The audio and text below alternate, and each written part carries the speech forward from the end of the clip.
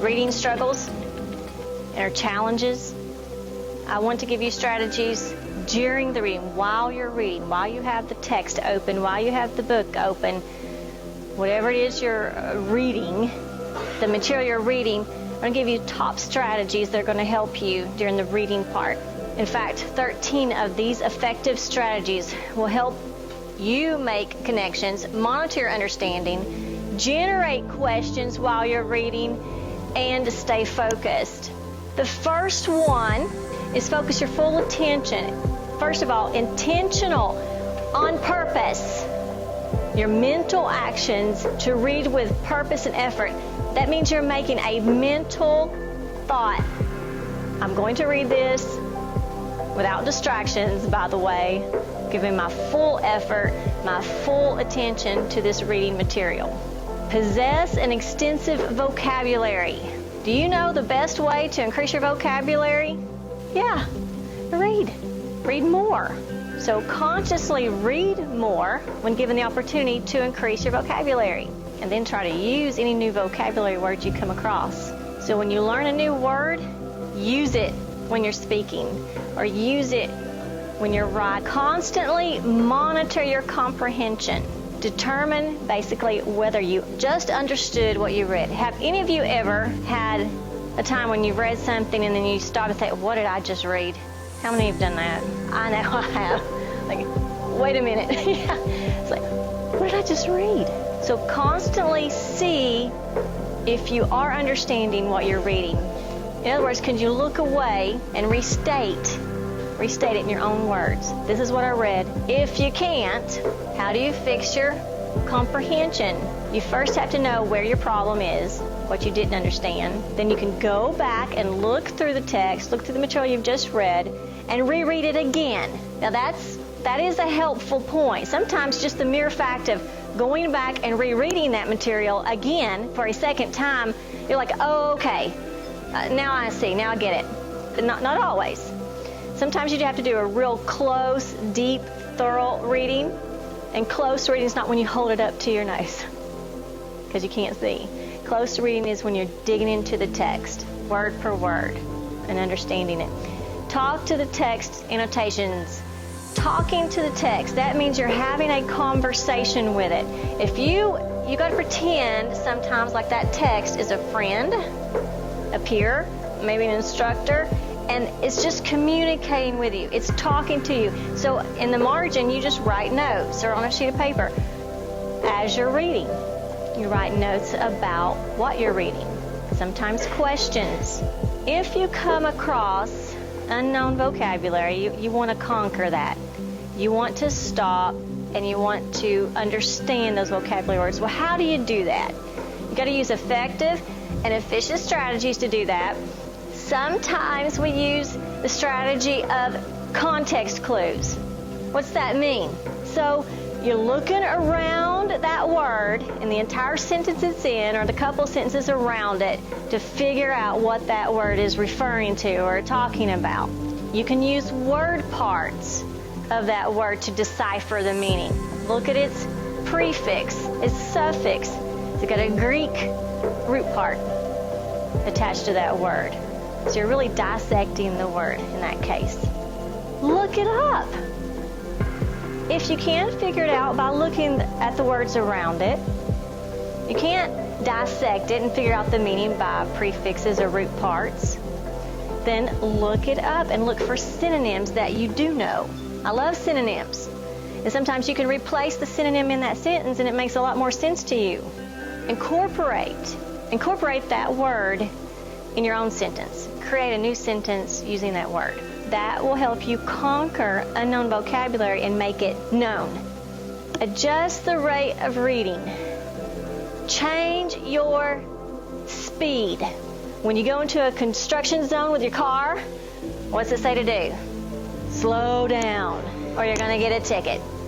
Slow down, because there's barriers. There's maybe some holes in the pavement, something. The construction workers are there. You're going to be more cautious, more careful. The same with reading text. It's the same theory. You would go faster at a reading pace for entertainment, enjoyment, or if it's something you really understood. But you're going to slow down and be more cautious, be more, understand, hey, this is difficult. I got to watch out. I got to watch for these pitfalls. I got to take my time. I got to do a deep reading. I got to reread. I got to close read. I got to dissect words, figure out their meanings. Make connections. When you read, it is very important to connect that reading material to yourself or something you know. We call this text to self, is when you can relate it to something about you. If you're reading about a character and that's something similar happened to you, you can relate it to yourself.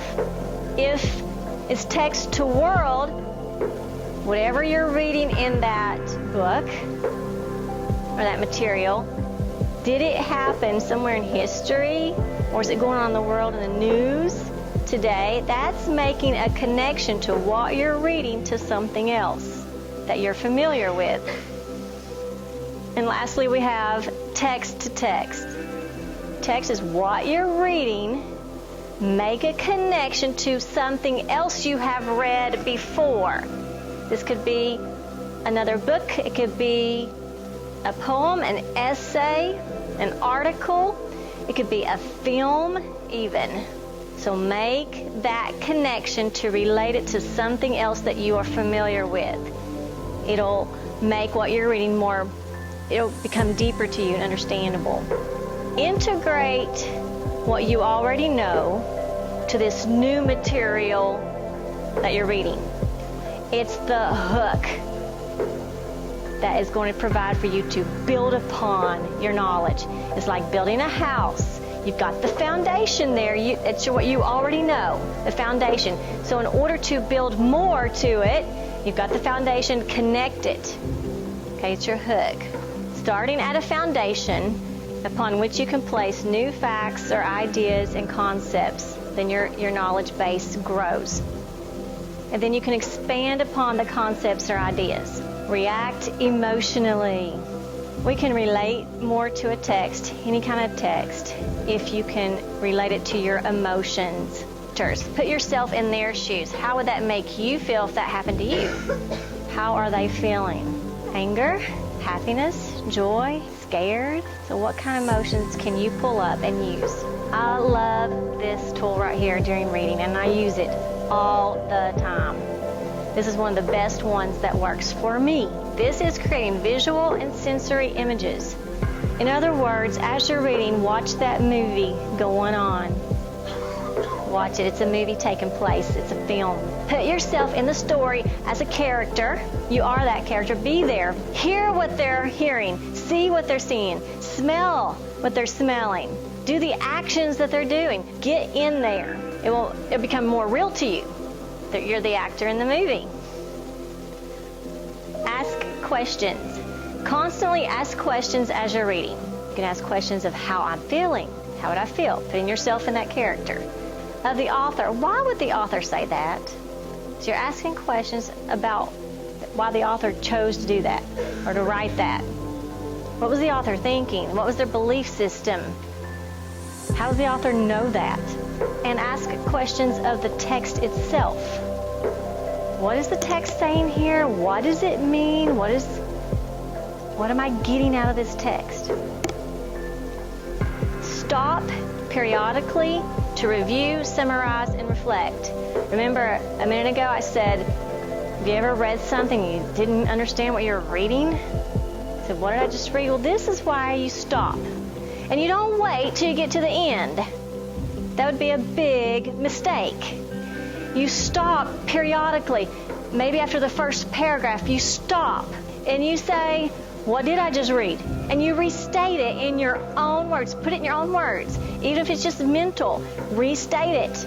If you have to stop even after a sentence, if that sentence is long and hard and complex, stop after a sentence and restate it more simply in your own words so you'll understand. And here's the real thing. Do you understand it enough that if somebody had not read it, you could teach it to them? That's when you know you've got it. You've made it. You understand it. If you know it well enough that you can teach it to somebody else, you're good. Identify important ideas or themes. In other words, what's the big idea of this article? What's the big idea? What's the gist? What's the big picture overall? And they'll use many different words for this. I'm saying the gist of it. But they'll say central idea or theme or main idea. So what's the overall idea that's trying to get across to you? Quick summary of during reading strategies, and these are I can, because you want to be able to do and know how to do them. And the best way to do them is to practice them every single time you're reading. I can focus my full attention on reading. I can possess an extensive vocabulary. I can constantly monitor my comprehension. When I notice that my comprehension has broken down, I can fix it. I can use effective and efficient strategies when I encounter words I don't know. You've got choices there on how to fix that. I can adjust my rate, my speed, to what I'm reading, to the purpose. I can make connections to myself, to the world, to another text that I've read. I can integrate what I'm learning with something I have learned in the past, so I can build upon my knowledge. I can react. All of you have emotions. That's our inner core, our inner being. If you can connect there, it makes it so much deeper, so much more meaningful. I can create visual imagery. In my head, I see that film, I see that movie taking place. Watch it happen. Hear it. Smell it. Ask questions of myself. How does this make me feel? This is shocking to me. This is depressing to me. Ask questions of the text. Ask questions from the author. And, love this one, stop periodically to review, summarize, and reflect on what I'm reading. And this is not at the end. This is every so often during the reading part. I can identify the overall big picture, the main ideas, the theme, the gist of it all. You may have heard this quote before, made famous by Dr. Seuss. The more that you read, the more things you will know. The more that you learn, the more places you'll go. How many's heard of that quote before? Get those hands up. I know you have.